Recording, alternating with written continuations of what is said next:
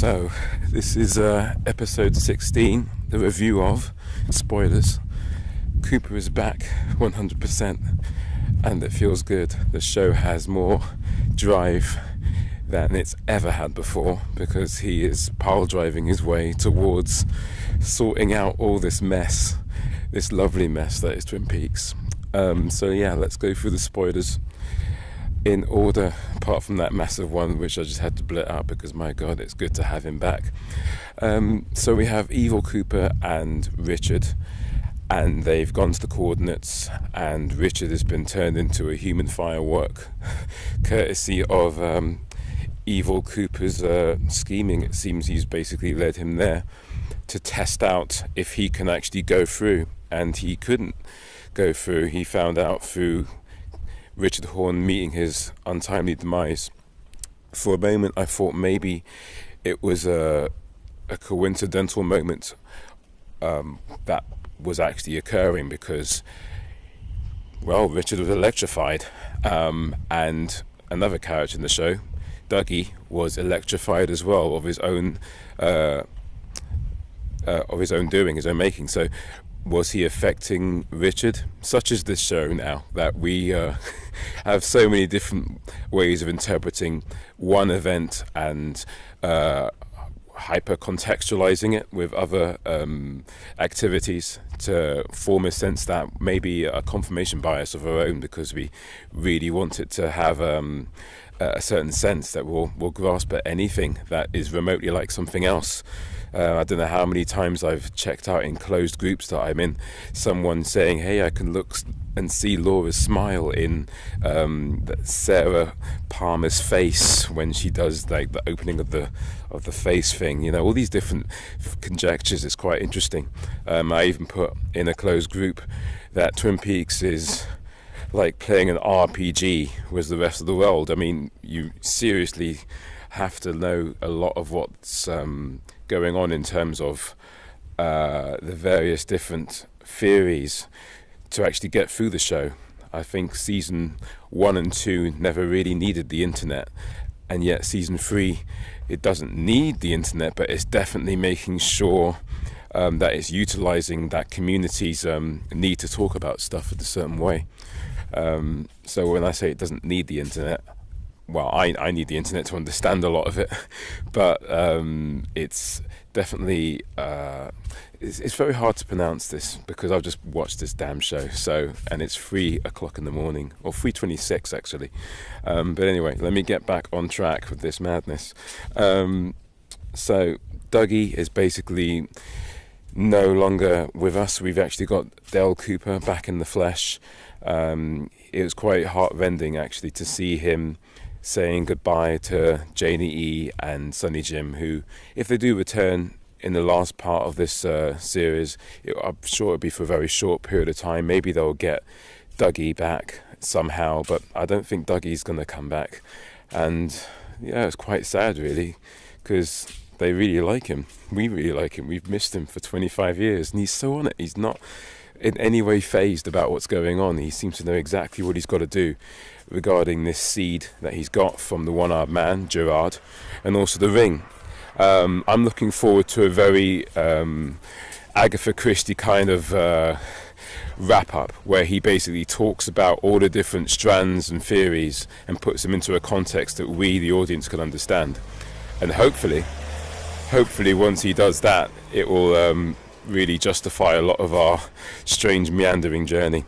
Yeah, awesome. What else is there? Hutch and Chantel getting killed in the van via the very angry guy in the car. I think my interpretation of that, and this might be a long-winded theory, is that, remember when Twin Peaks started and Dale Cooper was just so happy about being in the town, he had to caution Albert that the value of human life in Twin Peaks was much higher than he'd encountered anywhere else. We never got to see much or anything at all outside of Twin Peaks in season 1 and 2. So we had no idea what David Lynch's vision of the outside world was like. But if we're going to take this killing of Chantel and Hutch in a certain thematic gesture. If we're going to look at all the different deaths that have actually happened outside of the actual Twin Peaks town, they're all very horrific, they're all mob-based, they're all disgusting. That guy, that small man running around, the Spike guy, remember him? All that stuff that's happened. Maybe this is the continual events that Cooper wanted respite from, and thus when he went to Twin Peaks, in many ways he kind of let his guard down after a while with the Annie Blackburn character.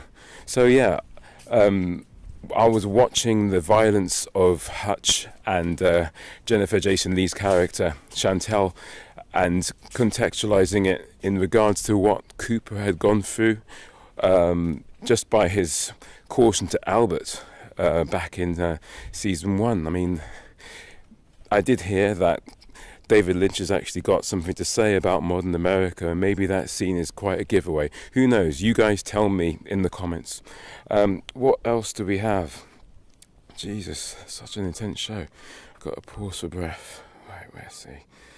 I did actually predict about, I think it was season 3 obviously, but episode 5 or 6, that perhaps Diane had been raped. Now we've had that confirmed, and she was obviously killed because the person that we've been following all this time hasn't been Diane, and I guess the white hair really was a bit of a giveaway. Well, I mean, our experience of people with white hair in this show is that they're doppelgangers. I think she's a manufactured tulpa. I'm not sure if a tulpa is a doppelganger. Maybe it's just a different terminology to describe the same creature, but you guys can tell me. But yeah, now that Diane's no longer with us, it's quite a strange little hole left in the Twin Peaks universe, because now I don't think they're going to do a season 4 from what they're saying, but there'll never be an occasion where Cooper can really talk into his diary little machine thing and tell Diane what's going on in his life. So I'll miss that motif, I guess. I heard there's going to be another case book that's coming out, and that the last episode of Twin Peaks is going to be actually episodes 17 and 18 back to back. So that's going to be quite a intense experience we have to look forward to next week. So yeah, Diane's gone, and she was given the message to kill all of them via the evil Cooper. So when will he meet his end? Let's see. Anyway, Janie E. Sonny Jim talked about that. Audrey. Okay, so you may not be aware of it, but you probably are because you're fans watching this spoiler cast, but Audrey has been rumoured to be in some kind of a dream state, and we had that confirmed before she actually wakes up for that moment and looks in the mirror and goes, what the hell? I think it was when the people were moving to the sides of the actual room, that when they were getting out the way from the dancing, and she basically starts to dance, and you're thinking, well, audiences don't react that way. So it was definitely all inside her head. Where she is, who knows? It could be some weird sci-fi thing with aliens. It could be taking back some of the ideas that Chris Carter maybe took from X-Files, took to X-Files from Twin Peaks, who knows? This is all rather exciting. So I don't know if I'm actually qualified to say anything more, except that I'm happy that Cooper is back. I might do another video when I've actually had more time to contemplate what's happened, because I suppose this is more of a reactionary video than I'm used to actually giving. But yeah, I think for now, that's all you really need to hear from me, except to say that the person that's been accompanying her to the dancing place, maybe that is some kind of a guide or watcher of whatever it is that's keeping her there. Who knows? That could be something quite intriguing. Anyway, I've just got a text on my phone. I've got to go. This has been great. Goodbye for now.